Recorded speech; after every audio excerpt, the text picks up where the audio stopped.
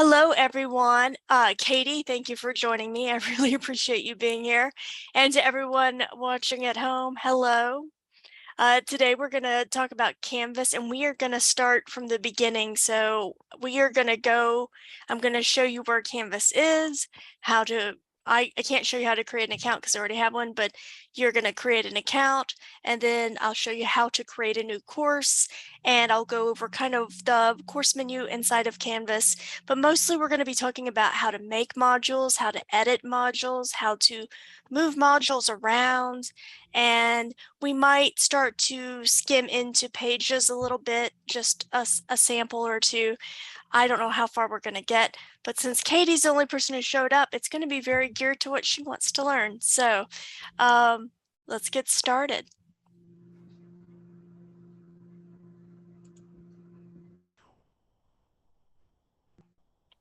All right. Katie, can you see my screen?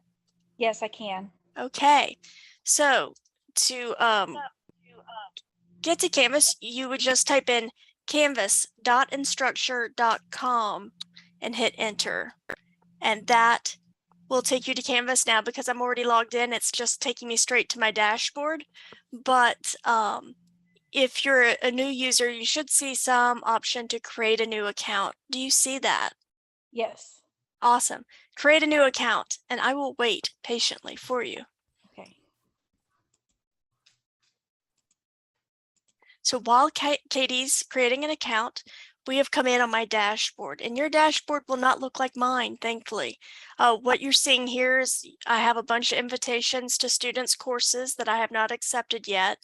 I also have these weird announcements that Canvas is trying to feed me. I'm just going to get rid of those by clicking this X. But down here, this is the meat and potatoes, right?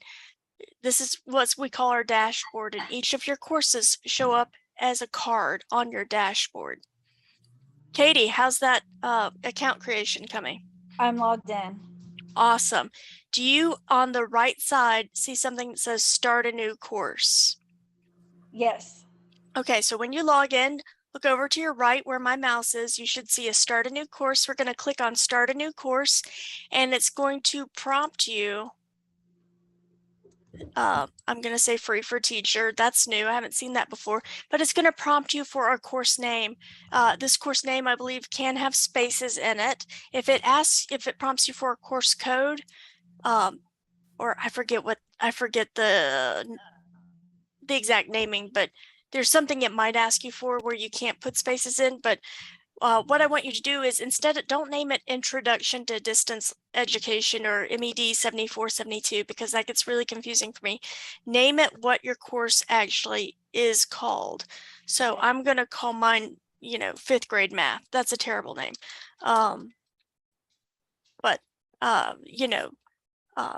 We can see some samples behind here. I'm going to hit create to create my course, and it's going to take me straight into my course. And weirdly, it brings me in on the course details page. Oh, course code. That's what I was thinking of. If you want to give it, I wouldn't mess with the course code. The course code is what shows up here in your course. It cannot have spaces though. So that's what I was thinking about. So it brings us straight into course details. You can choose an image to represent your course, and it will show up on your dashboard. You notice some of the courses had images. In fact, let's go back. You'll notice on my dashboard, some of the courses have images and some of the courses do not. I'm sorry, Canvas is moving very slowly, or our network is moving very slowly. So the ones that have images, this is what the course image is. The ones that don't just have a solid block. So let me see if I can find that 5th grade math class again. Wow, I have a lot of 5th grade stuff. Excuse me, guys. Well, rather than find it again, I'm just going to create a new course because I have hundreds of courses in here. All right, so 5th grade math. All right, and Katie, are you still inside your course? Yes, I am. Okay, great. I'm going to call it revised. Oh, and I'm going to assign it free for teacher. All right, so when we get in our course, we see a few things. Well, first of all, this gray menu we're seeing over here, this is called the global navigation menu in Canvas. And that's how you get back to your dashboard. There's a calendar in Canvas that every time you give something a due date in Canvas, it will show up on your calendar and on your student's calendar. There's also an internal email here called the inbox. And there's something called Canvas Commons, which is amazing, but we're not going to have time to go over it. It's where you can share resources with other people or bring in resources that other people have built. And then the help button, there's a lot of great documentation under the help button. But I'm not really going to focus on the global navigation menu today. Instead, I'm going to look at the secondary menu, and this is called the course menu. So if we click on home, you can change your home page, but it defaults to modules, and that's where we're going to be working today. So that's where we're really going to focus. Also, I'm going to move this little box. All right. We also have assignments, discussions, grades. That's the grade book for you. For students, it's their personal grade book. People, which will tell you who's enrolled in your course. This is also how you will enroll your peer reviewer. When it's time, you will hit plus people. You will add their email address. You'll make them a teacher. Anyway, I've included directions on how to do that. Pages is very important, and we are going to be using those a lot. Files, the syllabus tool. The syllabus tool is very interesting.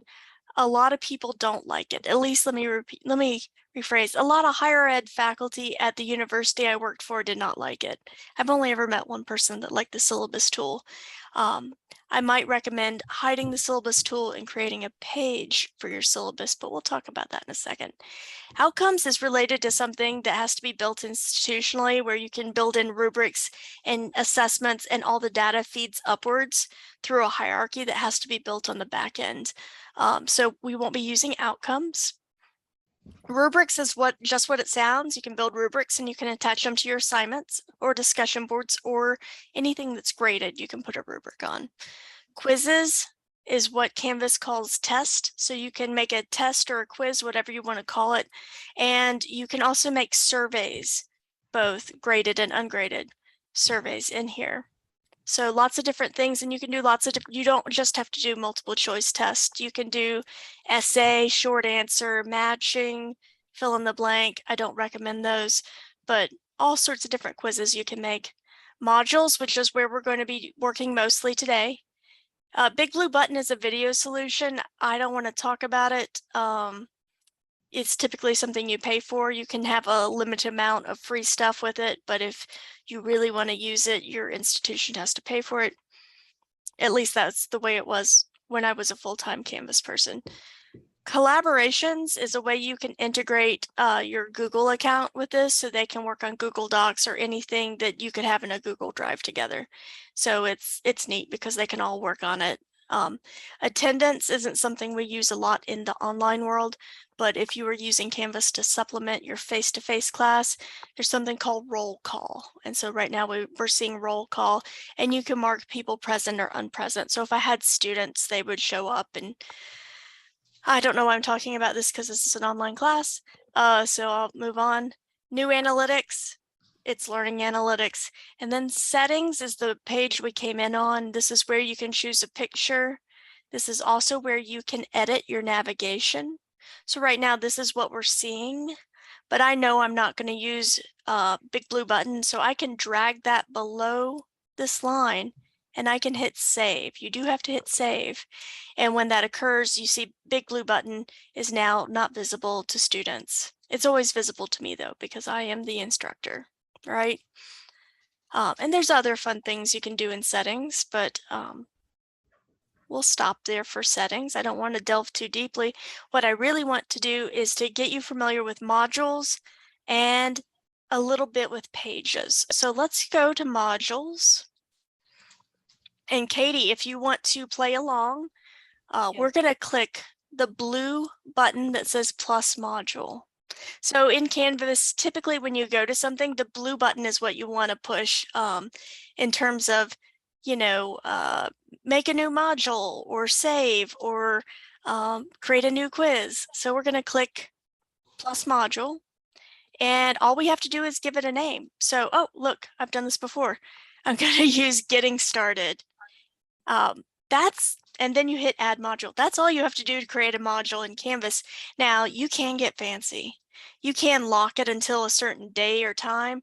And in later modules, we can say you can't see this module until you pass this quiz or until you mark everything as reviewed in the first module. So you can start to get really crazy with it. But what I'm going to tell you is the more things you put on your modules, the more chances of troubleshooting you'll have to do with your students. So if you want to keep it nice and easy, just use add module. And I could also talk all day about the pros and cons of putting dates on modules. In fact, I'm doing a research study on this, but I'm going to spare you and not talk about it tonight. We're just going to hit add module. And boom, I've created a module. That was so fun and easy. I'm going to do it 3 more times. Before I do that, Katie, how are you doing on modules? Were you able to successfully create one? Yes, yes, I was. Have you made all your modules yet? No, I Okay. just finished the first one. All right, guys. Remember, we've already planned this out. So if you have your project 2 around, you can go straight to it and start using it. So you've already planned out your first module on project 2. So I'm just went to someone's project 2, grabbed that. I'm going to hit plus module, and I'm going to call this module 1 : space an introduction to volume, because this is a 5th grade math class apparently. So I'm going to hit add module, and I've made my second module, and I'm just going to do it 2 more times. This time I'm just going to call it module 2 and module 3. And let's say I'm going for the online teaching certificate, so I'm going to hit plus module 1 more time, module 4, add module. All right, so now I've got 4 modules and a getting started module. That was pretty easy, right? Yes. Awesome. That's what I wanted you to say. A couple things about modules. One, they come in unpublished, which is great because if you're building a course, and I hate to say it, but sometimes we don't find out what courses we're teaching until that semester. And we sometimes call this, when you have to create a course as you're teaching it, I've heard two metaphors. One is flying the plane as you're building it, and one is laying down tracks as the train is coming. But what's nice is they come in unpublished. So if you're in one of those situations and you're building things, students won't see anything in that module until you publish it. Now to publish it, you hover over what I affectionately call the Ghostbuster symbol. I don't know the real name for this. I looked it up once. But we click the Ghostbuster symbol and it becomes a green check mark. In Canvas, when something has a green check mark next to it, it is published and visible to students. So students can now see my getting started module even though there's nothing in it. The other thing you need to know is that anytime you see 3 dots in Canvas, you can click on those 3 dots and there will be at least 2 things there. One will be an edit button. So if you realized you misspelled getting started, you could click edit. It'll take you back to the page where you created it and you can update it. And maybe I want to say module 0 so it's in line with the rest of my stuff. Update module. So anytime, doesn't matter if it's a module, a quiz, a discussion board, a page, find the 3 dots on the right and you'll find edit. You'll also almost always find delete. There's almost always a delete button. So if you made too many modules or too many pages, or you did something weird on a page and you just recreated it, you can delete it. And there's other things you can do, but we're not going to cover that. Edit and delete are going to get you 99% of the way there. The last big thing you can do with modules is add things to them, right? And that's important because we want to add things to our modules. We don't want empty modules. So before I move on, Katie, did you have any questions about the publish or the edit menu? No, I'm good to go so far. Okay, is this useful? Yes. Okay. So to add something to a module, you find your module 0, you go over to the right, and in between the Ghostbuster symbol and the 3 dots, there's a plus symbol. This means add stuff to module. And when we click the plus symbol, it defaults to assignment. Now I'm going to tell you something. I can always tell who's never used Canvas because sometimes I get a course turned in and everything was built in assignments. This is what's happened.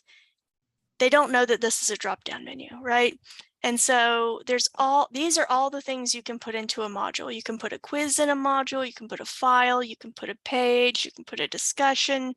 A text header is something that kind of will break up your module if you want it to. It's not a thing, it's not like any of the other things. It's an organizational tool. You can add an external URL, which I am not a fan of. I'll tell you why in a second. Or you can add an external tool. We are going to add a page. Pages are great. I want you to build a lot of things in pages. Now, if it's a quiz, I'd like for you to build it in quizzes. If it's an assignment that you're going to give someone a grade on, assignment is the way to go. But if it's like an informational page or a content page, or if it's not specifically an assignment, please don't use assignment. So we're going to drop down to page.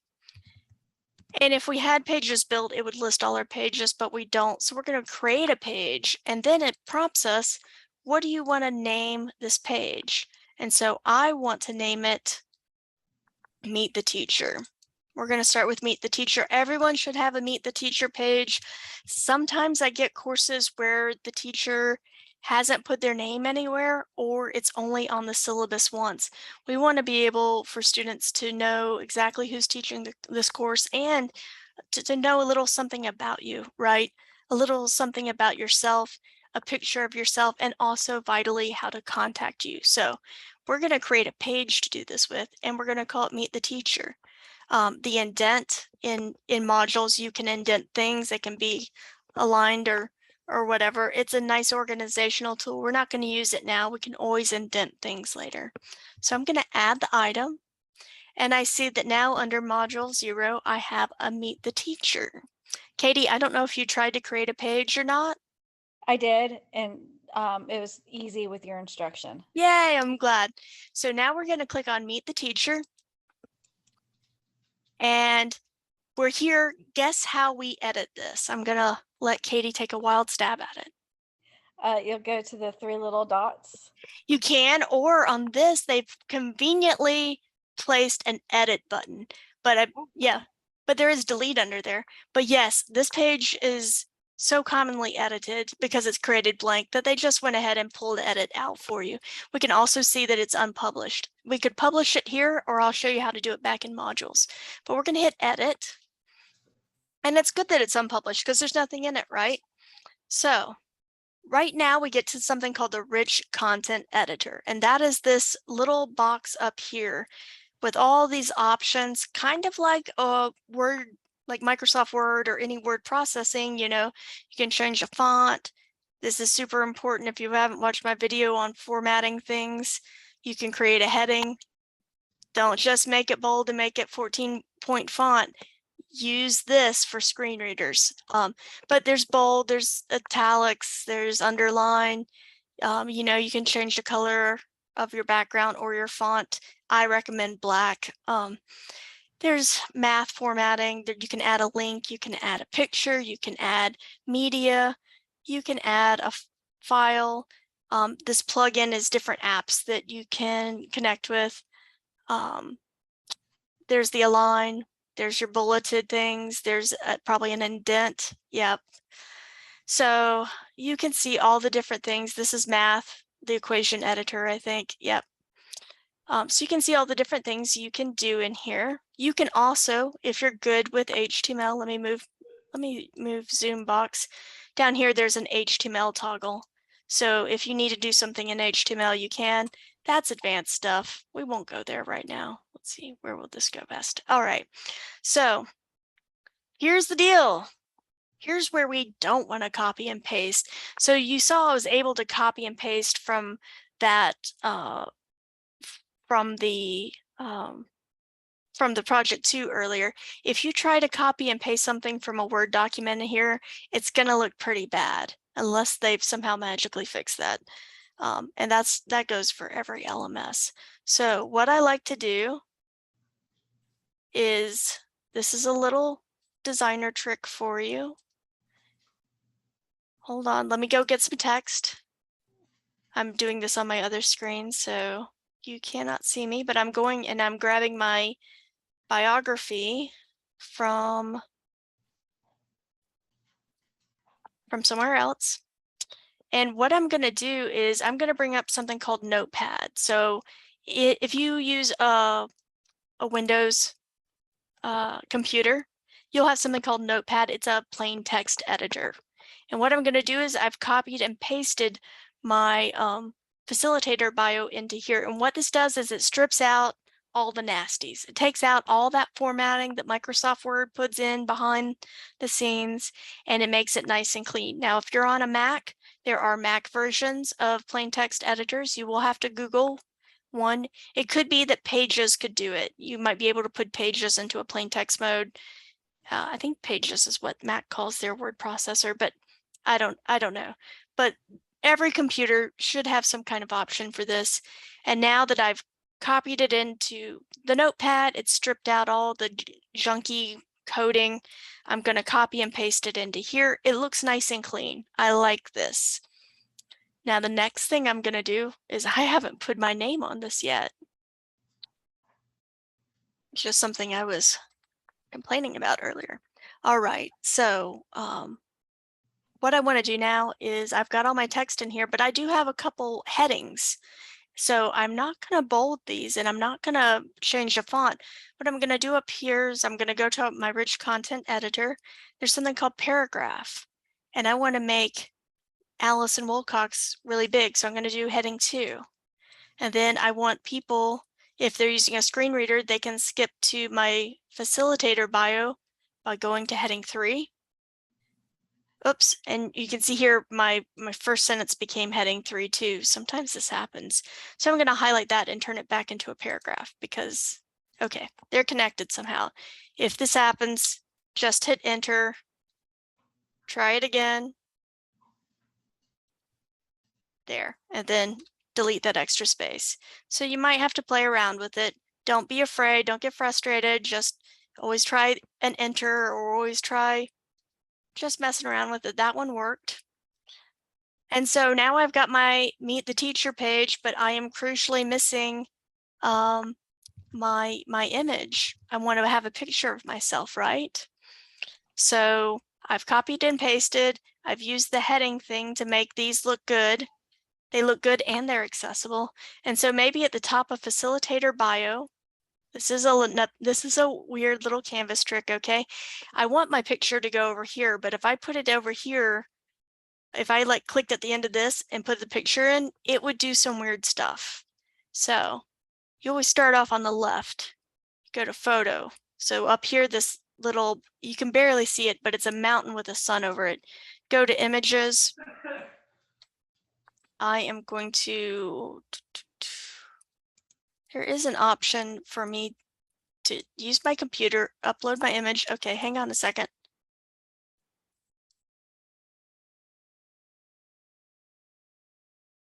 I am going to come over here and find a picture of myself.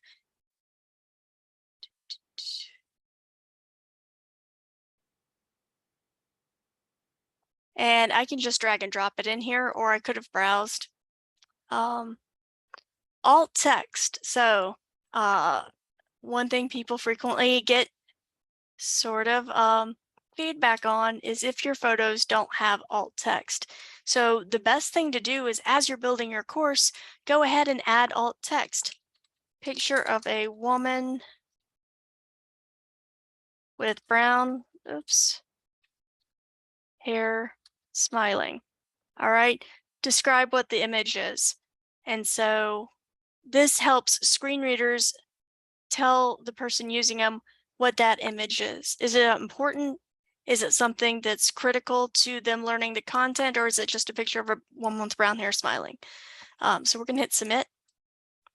What happens is this picture comes in way too big. Look at it, it's enormous.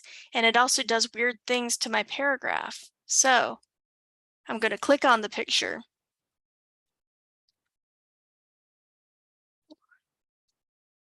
I'm going to click on this picture and I'm going to just drag it down using that blue square to make it smaller. The next thing I'm going to do is, while it's still highlighted blue, I'm going to come up here to my align and I'm going to do a right align. And when I do that, look, all my text kind of comes back and it looks better. Also, watch what happens if I go back to left. It still looks better. Now I need some padding around it because it's bumping right up against it. You see how my text is right up against that? I don't like that, but we're not going to worry about it right now. We're going to just take it back to the right. I do have some tips and tricks about putting a little space around your photos, but that's advanced. We're not going to do that tonight. So I'm happy with this. I can either save it, which is the blue button, which like intuitively you want to do, but I think it's done. I think I'm happy with it. So I'm going to hit save and publish. And that means that what we get is now it says published, and we have the green check mark up here. Students can see it. I go back to my modules. And there's the Meet the Teacher. And now it has a green check mark next to it. So it is now published. All right. I don't want to inundate you with too much information tonight, but I want to give you one more task that you can do to sort of get your course design started and rolling and to get you more comfortable with pages. So we're going to make another page, and I'm going to show you a little course designer trick that hopefully will save you a little bit of time. All right. So in module one thing I want to have for every module is an introduction. And if you go to my course page, you'll see I have these. For every module, I tell you what the module is going to be about. I tell you what learning objectives you're going to be meeting, and I tell you what you need to do for that module, right? So we're going to do this in Canvas. We're going to go to module 1. Katie, do you remember how you add something to a module?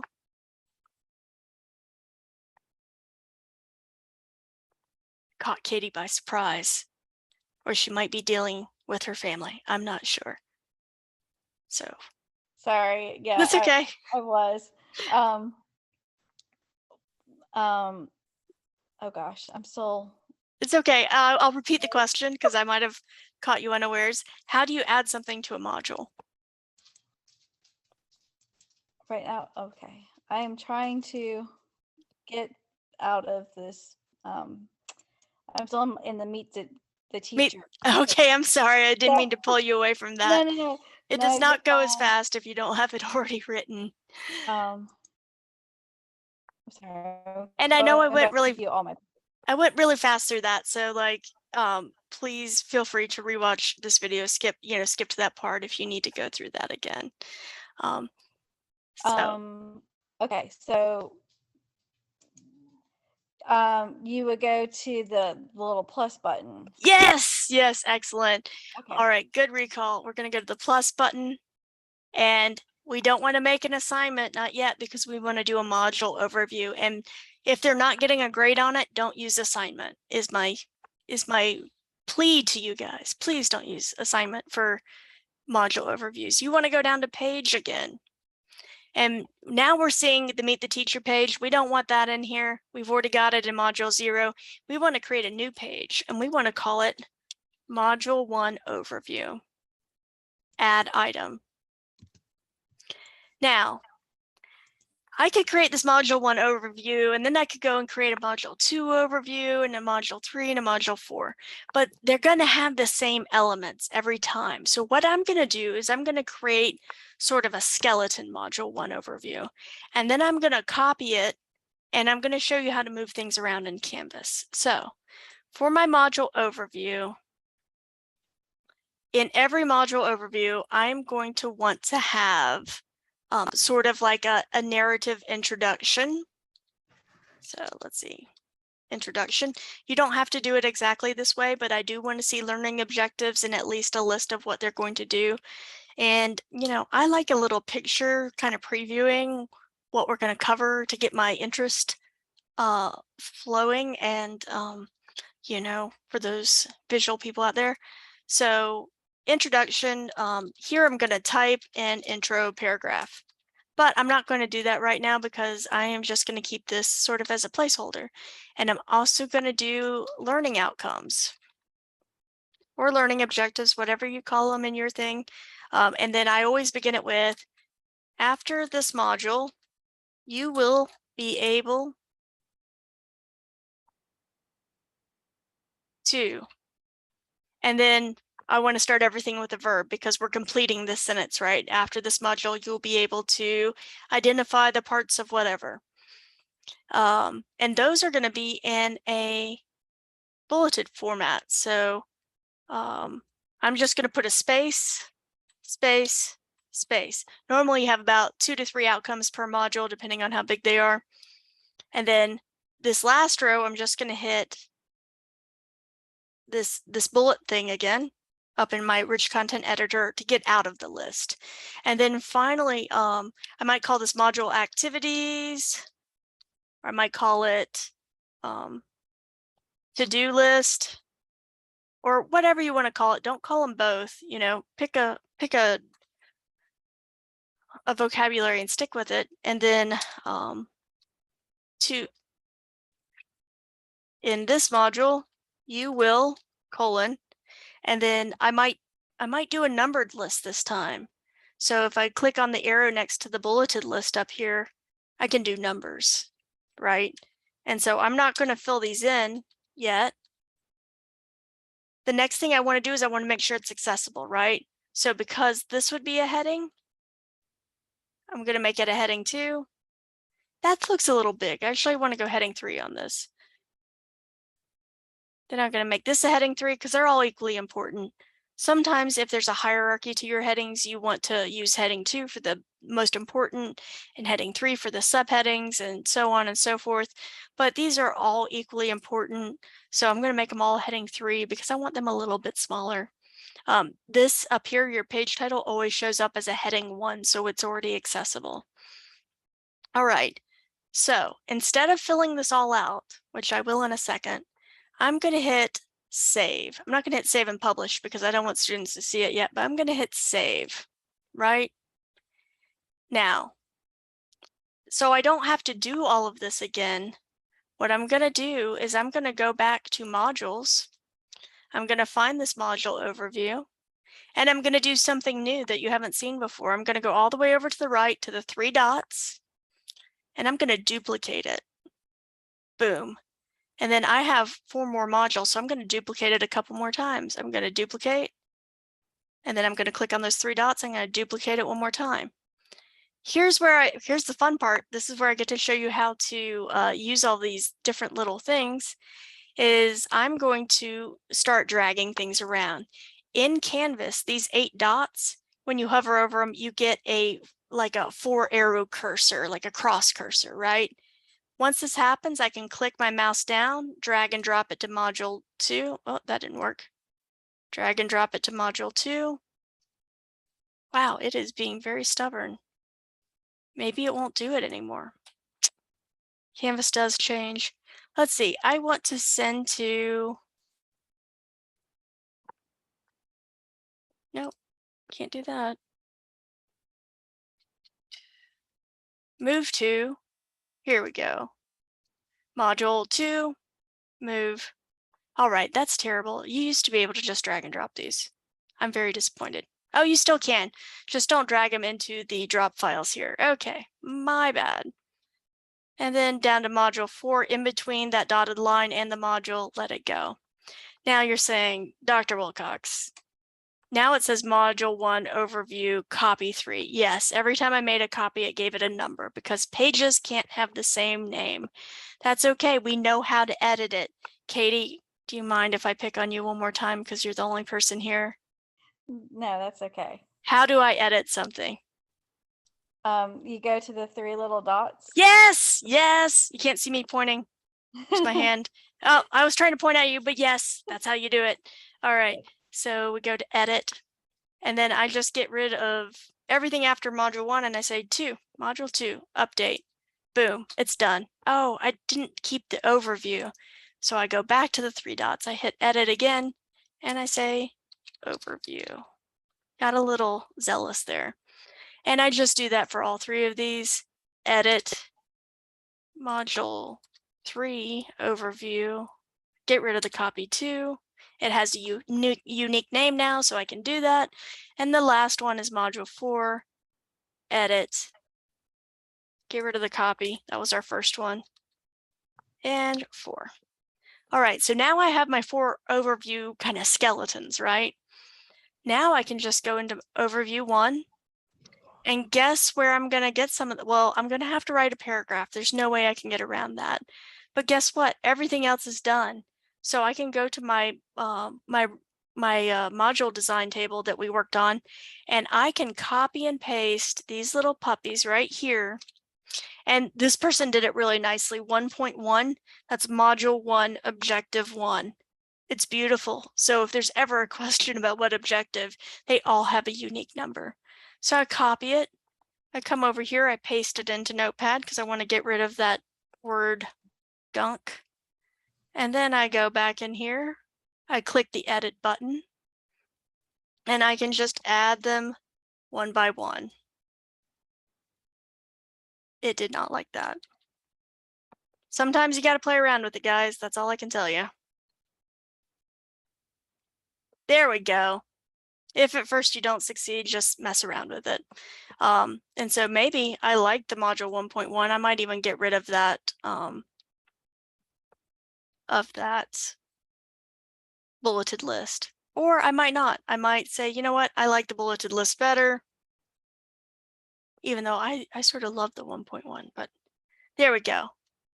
So you can use your project too, and you can copy and paste and create these module overviews very easily because you have a plan. This person has a lot of stuff. So, you know, their instructional materials, if I go back, I might say, you know, you will view the Google slides. Watch, I should put a period on that. I don't know why I'm getting all like this. You know, watch the video on whatever. Complete the Nearpod. All right, I think I'm going to hit save. I would do that for every module. So every module I'd go and I'd update the learning outcomes and I'd write down what they're supposed to do, and I'd write a very like 3 sentences about what this module is about. So, you know, in this module, we're going to learn about volume, and we're going to, you know, I'm not a math person, people, but we're going to do whatever mathy things you do in a volume unit. You already have your learning outcomes, you already have your activities, you just need to put verbs on them and make a list, right? And with that, I think I've given you guys enough to do. You can begin creating your modules, you can begin making pages like Meet the Teacher, you can build a page for your syllabus, you can make your module overviews, and if you want to, you can watch tutorials on how to create your discussion boards or quizzes if you're a real go-getter. So that is, I think, all I want to cover tonight. I'm going to let Katie ask me any questions she has because she showed up. Oh, and she went on mute, so.